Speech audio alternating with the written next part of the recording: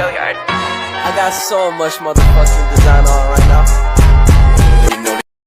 Assalamualaikum warahmatullahi wabarakatuh. Seperti yang dikatakan oleh Dave Thomas, apa yang Anda butuhkan untuk memulai bisnis? 3 hal sederhana: kenali produk Anda lebih baik dari siapapun, kenali pelanggan Anda, dan miliki hasrat membara untuk sukses. Maka dari itu, saya akan membahas rencana usaha dari clay atau tanah liat. Inilah produk kami, yaitu clay decor. Halo, saya Ulfa Trisna Syadawi dengan NIM 2201404. Salam kenal teman-teman semua. Adapun visi misi dan tujuan dari rencana bisnis ini, visinya yaitu menjadikan clay sebagai suatu kerajinan yang dapat menarik peminat untuk dijadikan sebagai wadah yang bermanfaat untuk menaruh aksesoris ataupun kegunaan lain. Misinya yaitu membuat clay dengan bentuk yang unik, menjual produk dengan harga yang terjangkau dan kualitas yang terjamin, mendistribusikannya dengan cara yang unik sebagai upaya untuk menarik konsumen. Dan tujuannya yaitu mendapatkan keuntungan, mampu menyediakan produk bagi konsumen, menyelenggarakan kesuksesan di masa depan. Maka dari itu, saya akan membahas mengenai beberapa analisis yang diperlukan dalam membuat rancangan bisnis ini. Analisis produk adalah teknik yang penting karena memungkinkan kita sebagai pebisnis untuk mendapatkan data tentang barang yang sesuai untuk konsumen. Pentingnya untuk memahami tujuan dan pentingnya produk.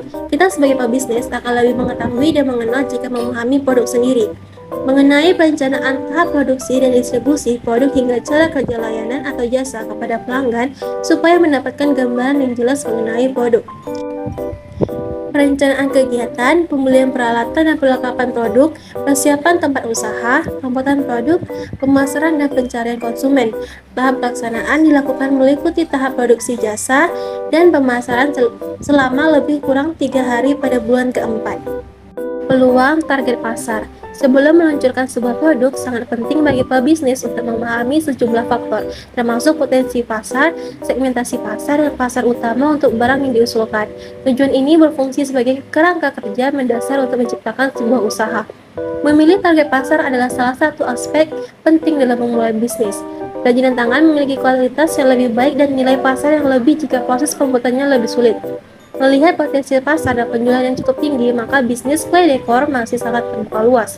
Selain itu, clay decor akan selalu memberikan keunggulan dengan berbagai macam cara seperti memberikan harga yang dapat bersaing, mengedepankan kualitas, serta berinovasi dalam proses produksi. Sehingga clay decor dapat tersedia di pasaran karena terlihat unik dan menarik. Analisis kompetitor atau pesaing. Kesulitan yang selalu ada dan akan selalu dihadapi oleh kita yang akan membangun bisnis adalah persaingan. Banyak bisnis yang akan menawarkan jasa dan barang yang sama dengan bisnis kita. Oleh karena itu, sangat penting bagi kita untuk memiliki kemampuan untuk menganalisa kompetitor sebelum memulai bisnis. Analisis kompetitor merupakan proses untuk mengidentifikasi usaha yang menjadi pesaing mulai dari keunggulan yang dimiliki. Maka dari itu, pebisnis diharapkan melakukan riset pasar, mengelompokkan yang menjadi pesaing, menggunakan teknologi canggih dan riset dengan keyword tertentu. Analisis risiko dan keuntungan bisnis. Kita pasti akan menghadapi kesulitan dan hambatan di sepanjang perkembangan perjalanan bisnis kita.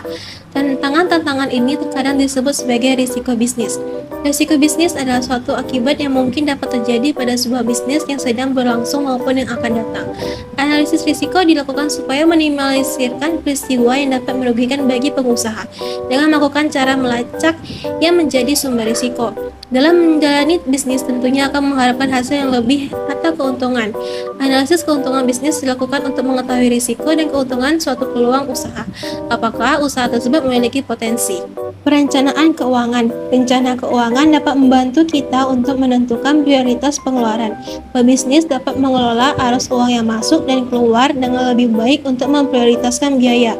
Untuk mempermudah dalam mengantisipasi pendapatan dan keuntungan yang akan diperoleh dari bisnis, perlu mengetahui berapa besar modal yang dikeluarkan dan berapa besar target keuntungan yang ingin dicapai dalam bisnis.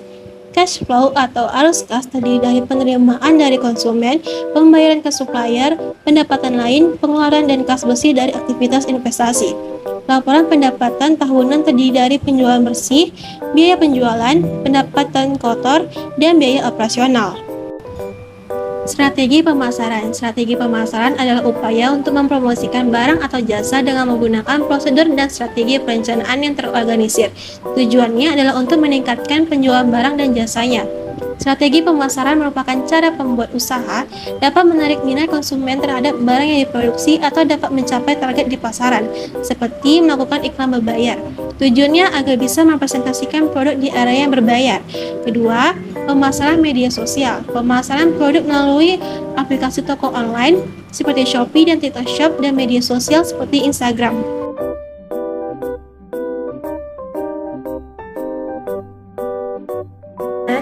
Jika Anda bisa memimpikannya, Anda bisa melakukannya. Jadi jangan pernah untuk menyerah atau menggapai apa yang kamu inginkan. Sekian dari saya. Wassalamualaikum warahmatullahi wabarakatuh.